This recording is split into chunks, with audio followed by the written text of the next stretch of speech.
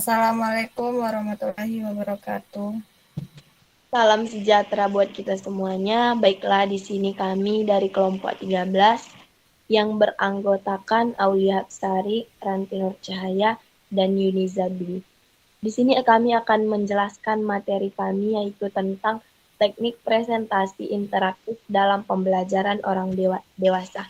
Materi pertama akan disampaikan oleh Yuniza Dwi. Kepada Yuniza kami persilahkan. Konsep presentasi interaktif. Presentasi adalah salah satu bentuk komunikasi, yaitu pertukaran pesan atau informasi antara Anda dengan seseorang atau beberapa orang. Seseorang yang membawa informasi tersebut kemudian menyampaikannya kepada orang lain melalui sebuah saluran. Selanjutnya, orang menerima informasi dan bereaksi atas informasi yang diterimanya tersebut. Presentasi interaktif terdiri dari dua kata presentasi dan interaktif. Presentasi berarti pemaparan atau penyajian, sedangkan interaktif mengandung saling mempengaruhi secara timbal balik atau mutuali. Jadi, presentasi interaktif mempunyai makna penyajian timbal balik atau bergantian antara pelatih atau fasilitator, penyaji, dan pembelajar yang saling merespon pembelajaran suatu topik bahasan. Dalam kaitan ini, pembelajar dapat merespon di tengah paparan penyaji, dan penyaji dapat mengembangkan respon pembelajar sepanjang masih dalam koridor pokok bahasan, dan hal ini dapat dilakukan berulang-ulang sampai tuntas. Keberhasilan suatu presentasi ditentukan oleh teknik presentasi dan akan berpengaruh pada seberapa banyak informasi yang dapat diterima oleh orang dan seberapa banyak ketepatan reaksi yang diberikan oleh orang seperti yang diinginkan. Selanjutnya, teknik presentasi. Teknik presentasi adalah seseorang dalam menyajikan penjelasan terhadap data, uraian proses, maupun pembelajaran, baik disajikan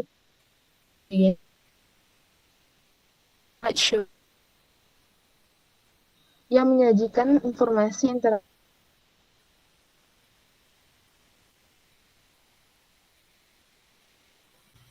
Sederhana dari semuanya itu adalah menggunakan slide dengan Microsoft PowerPoint, dengan PowerPoint menganimasikan teks, menyisipkan foto, video, animasi, serta suara.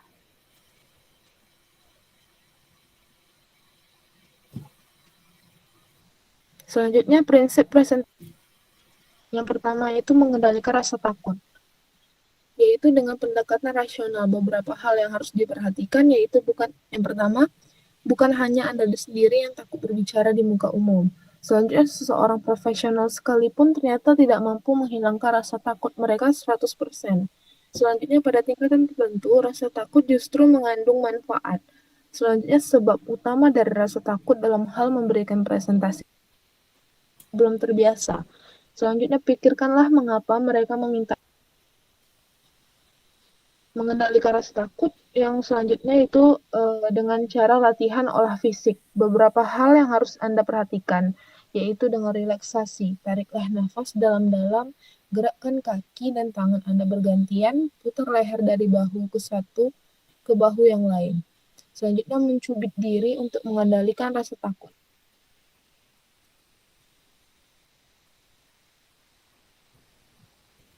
Baik, terima kasih kepada Yuniza. Selanjutnya saya akan membacakannya. C. Latihan olah mental. Beberapa hal yang harus diperhatikan. Membayangkan audiens yang membuat kita menjadi rileks. Visualisasi bahwa Anda akan berhasil, hayati pokok pikiran yang Anda sampaikan. Singkirkan pikiran negatif, yakinkan bahwa Anda mampu berbicara dengan menarik, yakinkan bahwa audiens terpukau. Selanjutnya, bicara pada diri sendiri. Katakanlah pada diri sendiri, Anda telah belajar berbicara sejak belum sekolah, bahwa bicara di depan umum sama saja dengan bicara di kamar mandi. Ingatlah sifat-sifat yang Anda baik. Yakinkan diri Anda bahwa Anda tidak berniat jahat dan lain-lain. D. Tindakan praktis. Beberapa hal yang Anda harus perhatikan. Tindakan seolah-olah berbicara Bila Anda takut, bertindaklah seolah-olah berani, gunakanlah segala kemampuan dan kemauan untuk berani. Persiapan diri Anda secara optimal. Selanjutnya, 2. Membangun fondasi dalam sebuah presentasi. A. Pada saat presentasi, jangan mengandalkan teks lengkap, sajikan dalam bentuk poin penting. Selanjutnya, jangan merendahkan diri dengan mengatakan, "Maaf, saya sebenarnya tidak siap," atau "saya baru belajar." Selanjutnya, jika perlu latihan dulu, mintalah orang dekat Anda untuk memberikan umpan balik. Selanjutnya, berpakaian yang rapi dan cerah. Selanjutnya, jangan bicara seperti Anda sedang mengobrol dengan seseorang. Yang selanjutnya, bersikap yang mengundang simpati dan kagum karena pengetahuan Anda. B. Materi yang disampaikan. Beberapa hal yang perlu diperhatikan dalam mempersiapkan materi pada saat melakukan presentasi, yaitu mengetahui informasi apa yang diperlukan.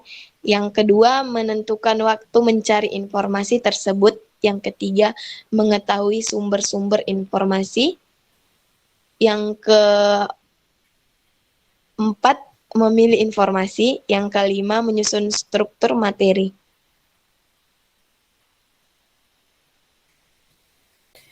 C. Sarana yang dipergunakan untuk menyampaikan presentasi. Hal ini lagi-lagi yang pertama adalah slideshow, yang disusun berdasarkan materi yang ingin disampaikan.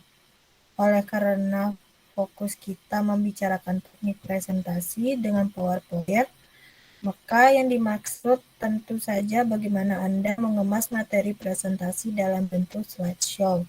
Faktor berikut adalah peralatan untuk menyampaikan slideshow tersebut meliputi LCD, proyektor, sound system, apabila pada ruang yang cukup besar dan jumlah audiens yang cukup banyak. Yang D. Audiens yang dijadikan sasaran sebagai penerima informasi. Jika ketiga unsur di atas telah dipersiapkan dengan baik, tetapi ternyata tidak ada audiensnya atau tidak dihadiri oleh audiens yang tepat sebagaimana yang dimaksud sebagai sasaran tersebut, maka rangkaian acara presentasi tersebut tidak akan sukses sebagaimana yang diinginkan. Teknik komunikasi efektif dalam presentasi. Yang pertama, berikan kesan bahwa Anda antusias berbicara dengan mereka. Yang kedua, ajukan pertanyaan tentang minat mereka. Yang ketiga, beradaptasi dengan bahasa tubuh dan perasaan mereka.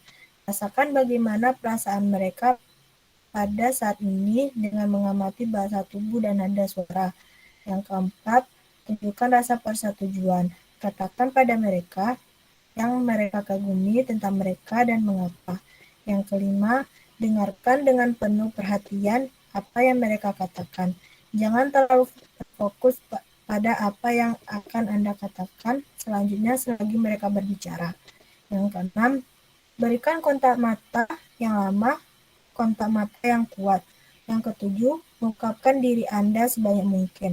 Kedelapan, berikan kesan bahwa Anda berdua berada dalam tim yang sama. Yang kesembilan, berikan senyuman terbaik Anda. 10.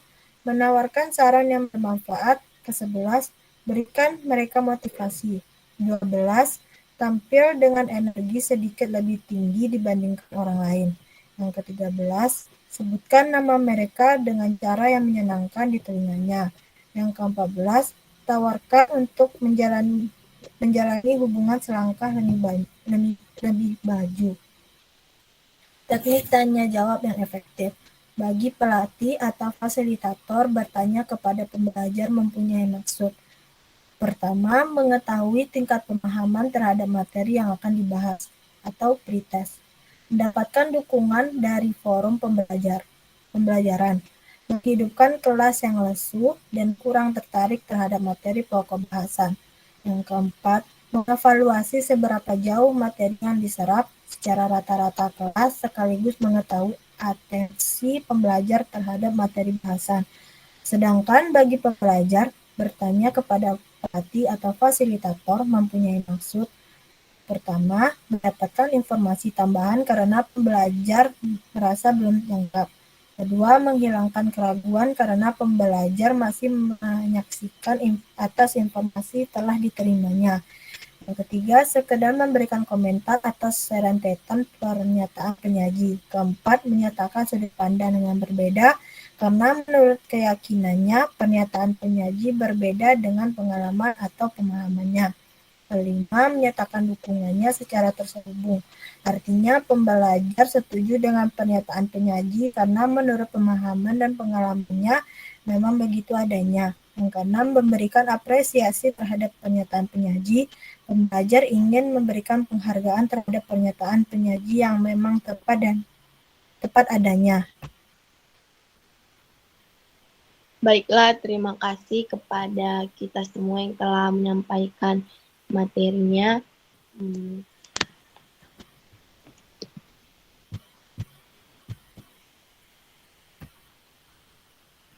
Sekian materi kami. Jika ada kesalahan kata, kami mohon maaf. Saya akhiri. Wabillahi taufik wal hidayah. Wassalamualaikum warahmatullahi wabarakatuh.